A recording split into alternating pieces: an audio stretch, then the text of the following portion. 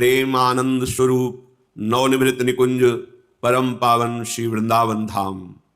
श्री वृंदावन धाम के लाडिले युगल सरकार श्री श्यामा श्याम समस्त हित परिकर निज परिकर अहेतु की कृपा। ये जो हमें सौभाग्य मिला है ये अहेतु की कृपा। हमें कोई गुण नहीं, कोई साधना नहीं, हम इसके अधिकारी नहीं, जो हमें प्राप्त हुआ है। ये माथुर मंडल मथुरापुरी भगवान श्री कृष्ण का प्राकट्य स्थल है। मथुरा नित्य कृष्ण को बास, निस्दिन श्याम न छाड़त पास, तासु सकल लीला कही। श्री हरि की नित्य निरंतर प्रगट स्थिति मथुरा में वर्णन की गई है। फिर मथुरा मंडल से महामहिम ब्रज 84 कोश, ये तो भगवद विग्रह स्वरूप ही कहा गया है। शास्त्रों में बड़ी महिमा वर्णन की गई है मथुरापुरी की। अहो न जानन्ति नरा दुराशया पुरीं मदीयां परमां सनातनीं, सुरेंद्र नागेंद्र मुनीन्द्र संस्तुतां मनोरमां तां मथुरां सनातनीं। काश्यादयो यद्यपि सन्ति पुर्यस्तासां तु मध्ये मथुरैव धन्या, यज्जन्म मौंजी व्रत मृत्युदाहैर्नृणां चतुर्धा विदधाति मुक्तिम्। अहो, मां के जो दशा विकल होकर के रो पड़ी, पुत्र तुम सबको प्राणों से भी अधिक प्रिय हो, तुम प्राणों के प्राण और जीवन हो। मैं वन को जाऊं, तुम्हारे वचनों को सुन सुन करके जो आनंदित होती थी, आज ये वचन मुझे छलनी कर दे कि मैं वन को जाऊं। मां अब जाऊं, आज्ञा है। तो जब आप बात करते थे तो हृदय शीतल, आज ये वचन मुझे हृदय को छेद दिए। पर जाओ, मैं बलिहारी जाती हूं। सब देव पितर विधाता महादेव, ये देखो वात्सल्य भाव, देवों को देव महादेव भी जिनकी, महादेव जी तो हनुमान जी के रूप में सेवा में है, ये सब तुम्हारी रक्षा करें। पर यह हम जरूर बता देते हैं कि पूरा नगर अनाथ हो गया। हे राम, आज अयोध्या के पुण्य पूरे हो गए, कठिन काल विपरीत हो गया। मैं बड़ी अभागिन साबित हुई और गिर पड़ी माता जी। कौशल्या जी भगवान तत्काल उठा करके समझा रहे, मां आप धैर्य धारण करो। ये सूचना सिया जी को मिली जो राम जी के महल में भागी हुई सिया जी सामने आई, देखा कौशल्या जी की दशा, राम जी हृदय से लगाए। मां को प्रणाम करके सर नीचा करके बैठ गई। कौशल्या जी ने देखा तो और रो पड़ी, कैसे राम के बिना सिया जी रहेंगी। सिया जी ने हाथ जोड़ करके कहा कि मां, मैंने सुना है जीवननाथ प्रभु वन को जाना चाहते हैं। साथ तो होगा हमारा प्रभु का, पर अब यह देखना है कि शरीर सहित होगा या केवल प्राण ही साथ जाएंगे। अर्थात अगर आप आज्ञा करेंगे तो प्राण और शरीर दोनों इनके साथ जाएंगे, अगर आप मना कर देंगी तो प्राण इनके साथ जाएंगे, शरीर यहीं छूट जाएगा। इनके बिना एक क्षण भी हम जीवित नहीं रह सकती। सीता जी के नेत्रों से अश्रु प्रवाह हो रहा है। कौशल्या जी भगवान श्री राम से कहा, देखा जो हम सोच रही थी वही हो रहा है ना।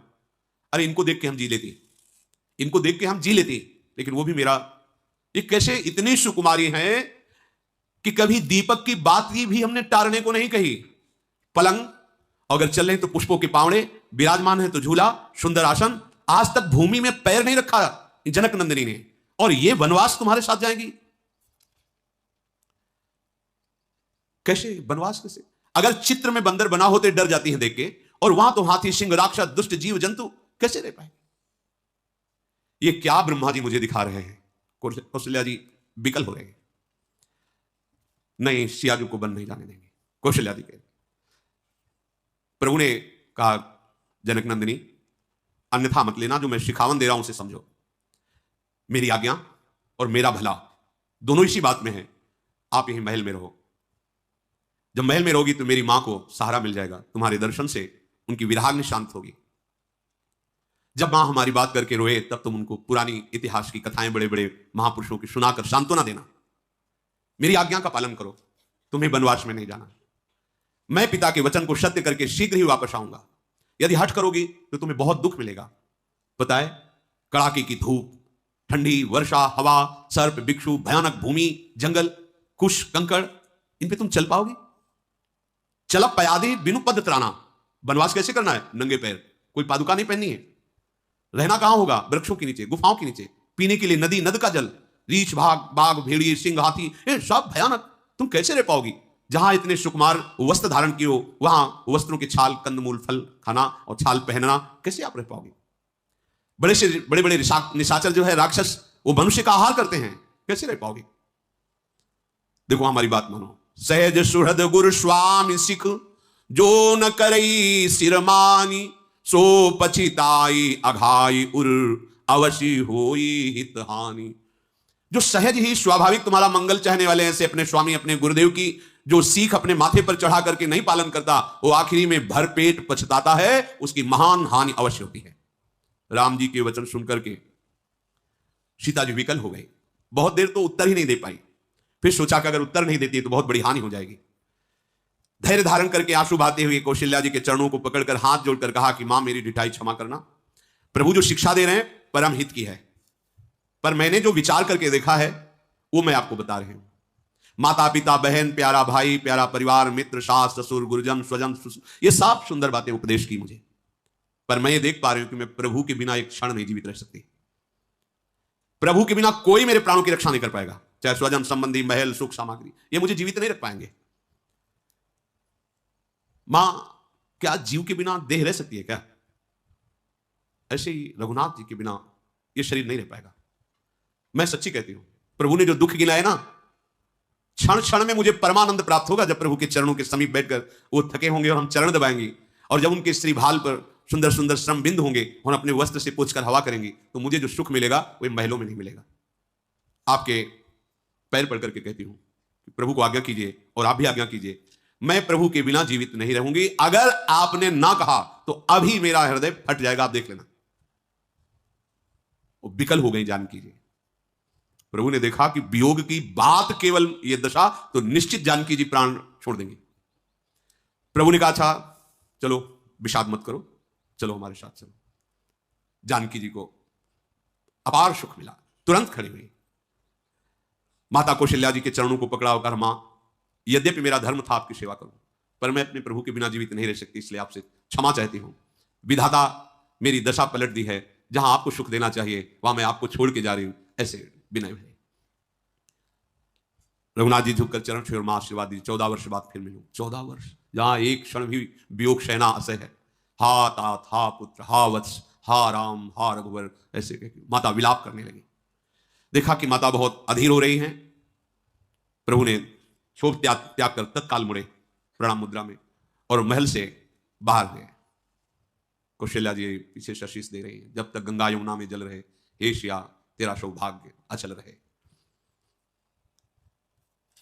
सदैव ये चरित्र सुन करके धैर्यवान बनना चाहिए। भगवान हैं, हम तो उनके एक अंश हैं, जीव हैं, हमारे ऊपर विपत्तियां आती हैं, हम भगवान को कोसने लगते हैं। देखो भगवान हैं क्या, जिनके गर्भ से भगवान प्रकट हुए। माता अब अपने लोग क्या हृदय जोड़ पाएंगे? कौशल्या जी के हृदय में भाव ही नहीं, क्या दशा हो रही होगी। ऐसे सौंदर्य समुद्र प्राण प्रिय अपने पुत्र को 14 वर्ष के लिए वनवास, क्या दशा हो रही होगी माता के हृदय में।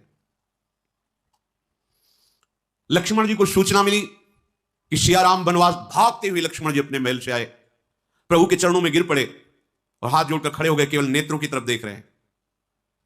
अंदर ही अंदर सोच रहे, अगर प्रभु ने कह दिया कि तुम्हें अयोध्या में रहना, नहीं जाना है, मैं जीवित नहीं रहूं। ये सब ऐसे प्रेमी हैं, प्राण फूल है इनके लिए, प्राण बलिहार करना। बार बार भगवान के चरणों की तरफ देखते और नेत्रों की तरफ देखते हैं कि बस ऐसी आज्ञा मत कर देना कि तुम्हें अयोध्या में रहना है। भगवान ने कहा, लखन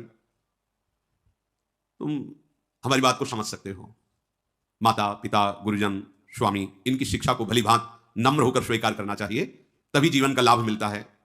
देखो भरत शत्रुघ्न यहां है नहीं, और हमें पिताजी ने आज्ञा की वनवास की, अयोध्या शून्य हो जाएगी। तुम अयोध्या में रहो, महाराज के समीप धैर्य बंधाओ, माताओं को धैर्य बंधाओ और प्रजा की रक्षा करो, प्रजा को सुख पहुंचे ऐसा विधान करो। लक्ष्मण जी जो सोच रहा था वही बोले ना प्रभु। कहा, प्रभु बस एक बार प्रार्थना करूंगा, बस एक बार अवसर दीजिए। प्रभु कहा, हाँ बोलो। बोले, जो शिक्षा दे रहे हो ना, ये अधिकारी को दी जाती है, जो धर्मात्मा होता है, वीर होता है, ज्ञानी होता है, विद्वान होता है, धर्म की धुरी को धारण करने वाला होता है।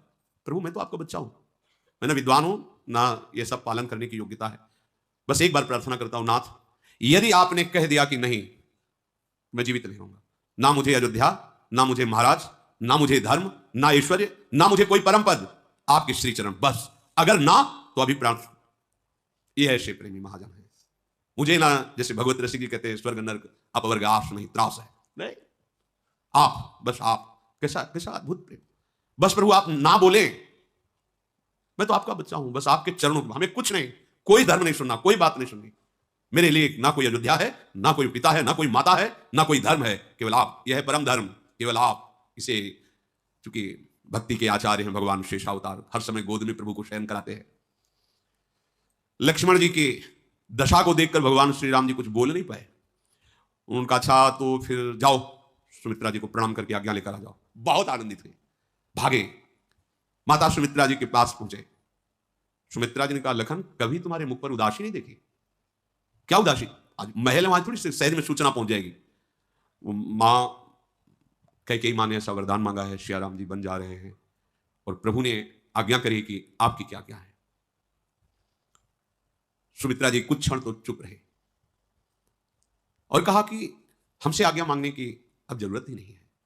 तात तुम्हारी मातु वैदेही, पिता राम सब भांति सनेही। अवध तहां जहां राम निवासु, तहां दिवसु जहां भानु प्रकाशु। जो पैसी राम बन जाही, अवध तुम्हार काजू कछु नाही। लखन तुम्हारी माता तो सिया जो है, तुम्हारे पिता राम जो है, जहां सिया राम वही अयोध्या, वही तुम्हारा निवास। यदि सिया राम वनवास जा रहे तो अयोध्या में तुम्हारा कोई काम नहीं। सुमित्रा जी आ, जितने भी पूजनीय परम नाते हैं वो सब प्रभु के लिए हैं। पूजनीय प्रिय परम जहां ते, सब मानी है राम के नाते। अस जिय जान संग बन जाहू, ले हुतात जग जीवन लाहू। भूरी भाग भाजन भयो, मुई समेत बलि जाऊं। जो तुम्हारे मन छाण छल, कीन राम पद ठाऊं। धन्य है माता। क्या कह रही? जितने भी पूजनीय हैं, परम प्रिय नाते हैं, उन सब की पूर्णता भगवान के चरणों में प्रेम हो जाना है।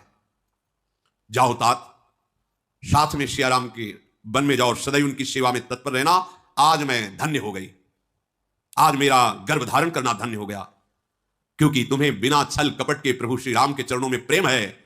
पुत्रवती जुवती जग सोई, रघुपति भगत जासु सुत होई। न तरु बांझ भली बादी बियानी, राम विमुख सुतते हित जानी। संसार में वही स्त्री पुत्रवती कहलाती है जिसका पुत्र भगवान का भजन करने वाला हो, धर्म से चलने वाला हो।